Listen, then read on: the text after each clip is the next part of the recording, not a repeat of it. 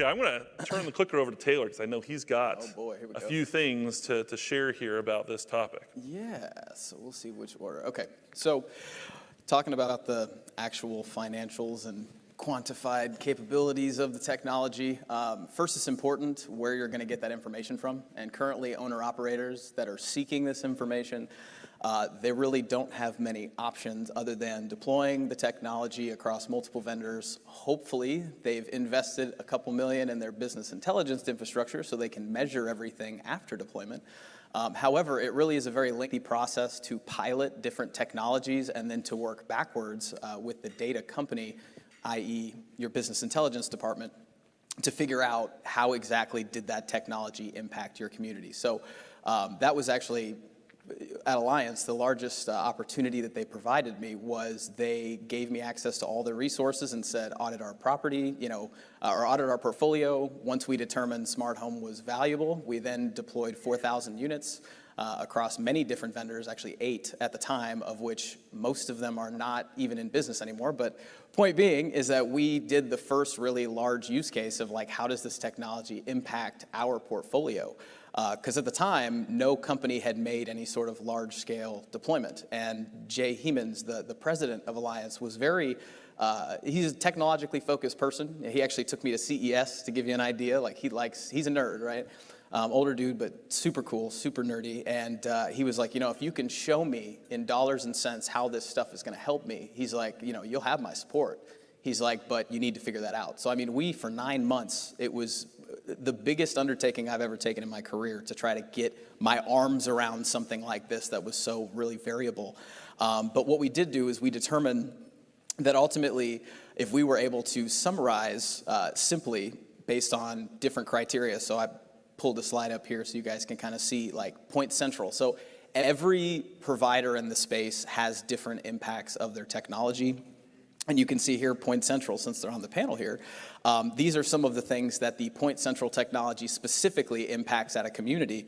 But again, this is just an example, and every technology from SmartRent to, Vivint, even when they were deployed before they, decided to get out of the space, every single provider has different benefits and different software components that impacts these different metrics. So ultimately, what we wanted to do was take everything we learned from Alliance years ago.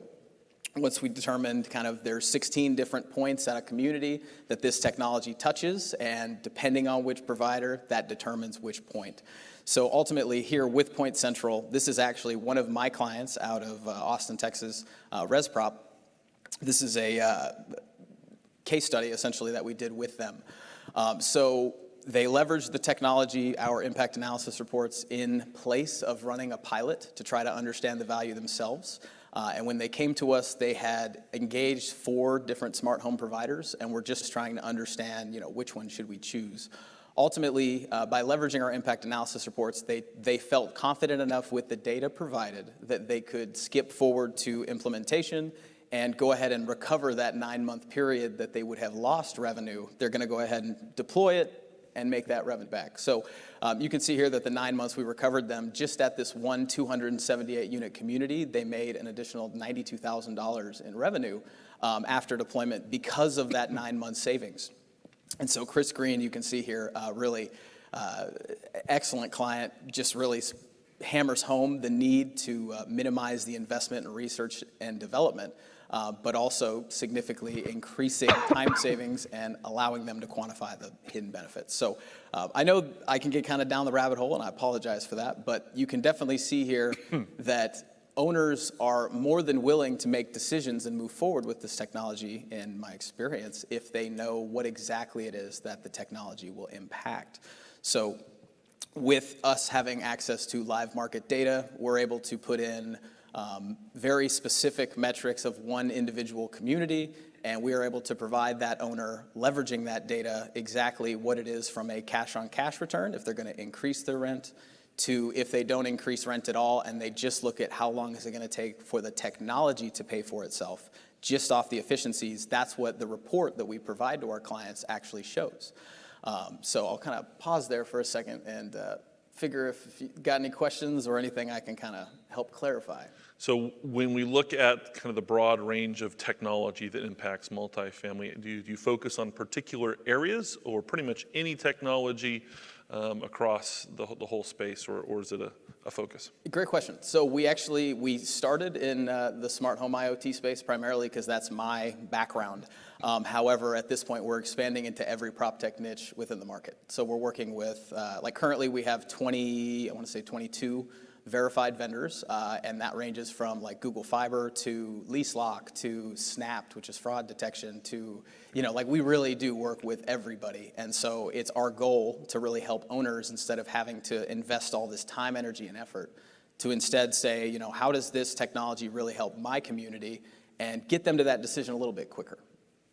Okay, so turning it over to either Marshall or Mike, can you talk about how having this tool, one of your clients using this tool, how has it helped you as a vendor, and kind of where does Taylor's company fit into the sales process for you?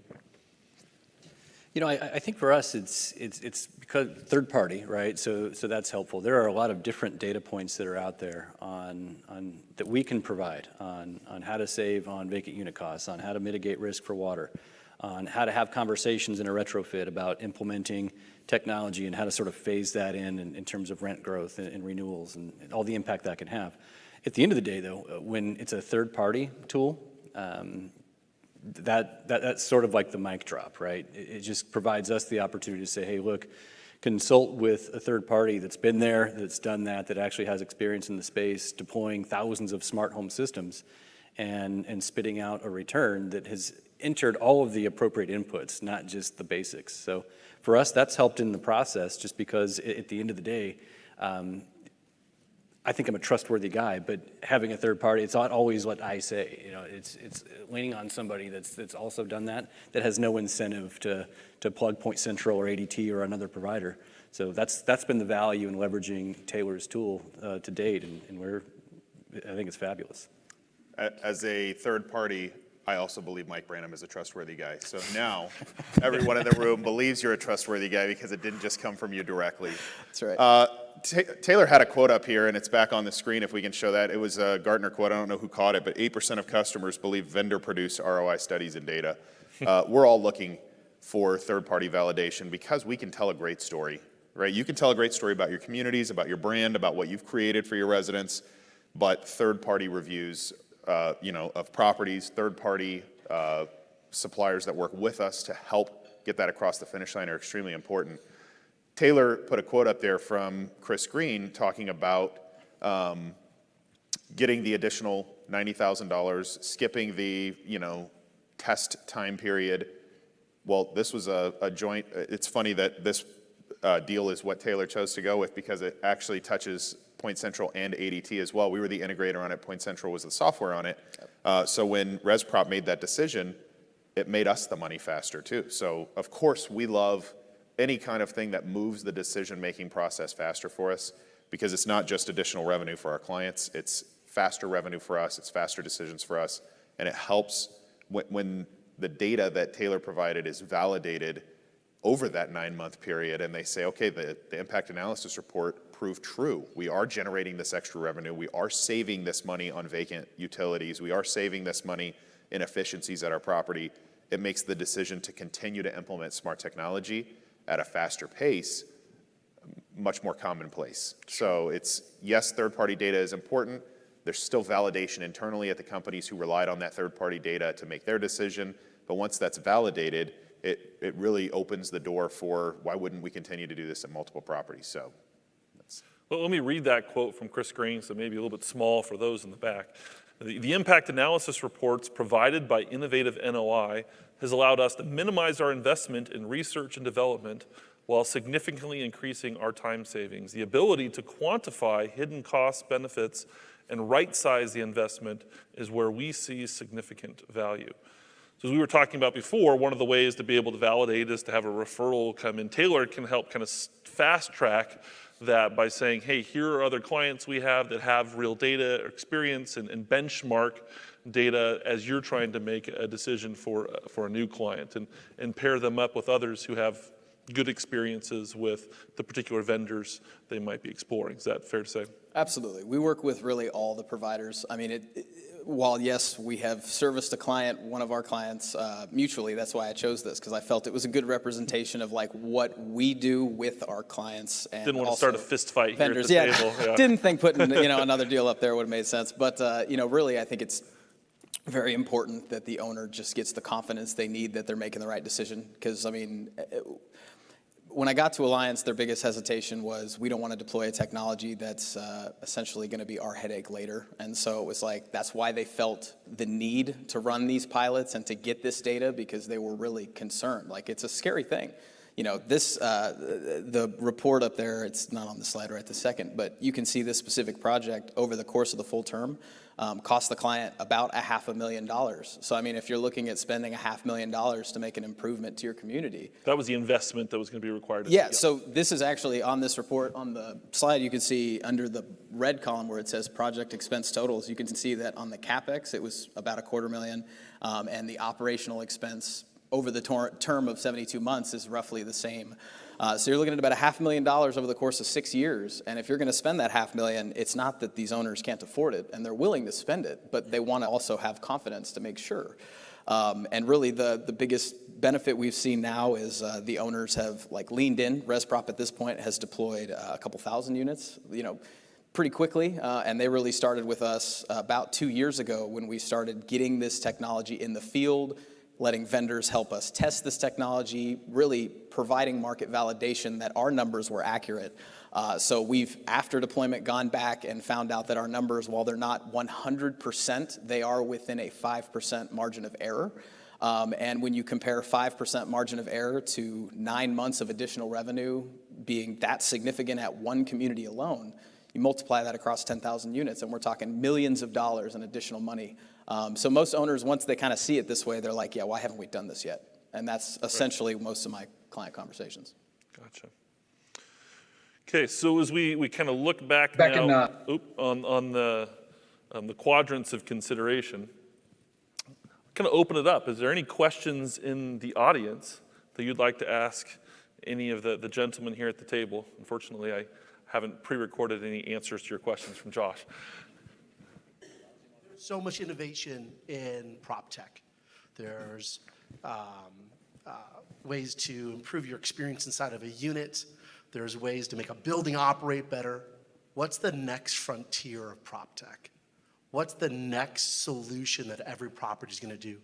Yesterday we talked about leak detection was a big point of discussion yesterday. In previous conferences, it's about managed Wi-Fi. But I'd love to get everybody's take on the stage. What's next? What's on the horizon? That's a great question. I guess I'll jump in first here. So I think the biggest thing next is layer 2 on IoT. So what I mean by that is like most of the technologies these two companies will be installing is like the next generation of computer network, because IoT will be the foundation of everything that your property runs off of in the future. So having a strong foundation of IoT allows you to pursue things like self-touring and sharing economy type apps, like bringing services to the unit and getting revenue share and things like that. I think what we're going to see is owner operators starting to really leverage the capabilities that IoT can provide to their community and ultimately increasing their revenue streams far beyond just rent. Because with the sharing economy model, they can be taking a cut of every single service that comes to that unit, as they should. So I think we're going to see a lot of push towards that and really try to maximize the monetization beyond just the square footage that you're leasing as an owner-operator. And you'll hear managed Wi-Fi and that infrastructure is going to be a topic that will be touched on in, I think, all 3 remaining panel discussions we're going to have. It's still important. I think some of that next generation touches probably what Connect is doing right now with short-term and hoteling style. I think the more technology that comes into multifamily, into build to rent, it's going to make, because all of us have the ability to work remotely now, jobs are not market specific in a lot of cases.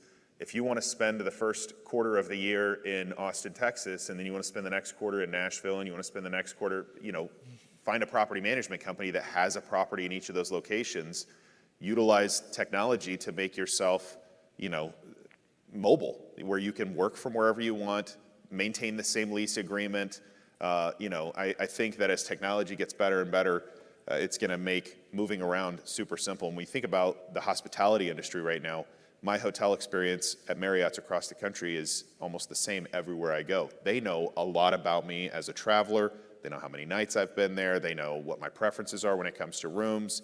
They've got welcome bags now whenever I get there with what I look for specifically. So when you translate that into living spaces, not just hotel spaces, I think that'll be kind of where we go next, and it's going to take technology to do that. So that's the direction that I see it going.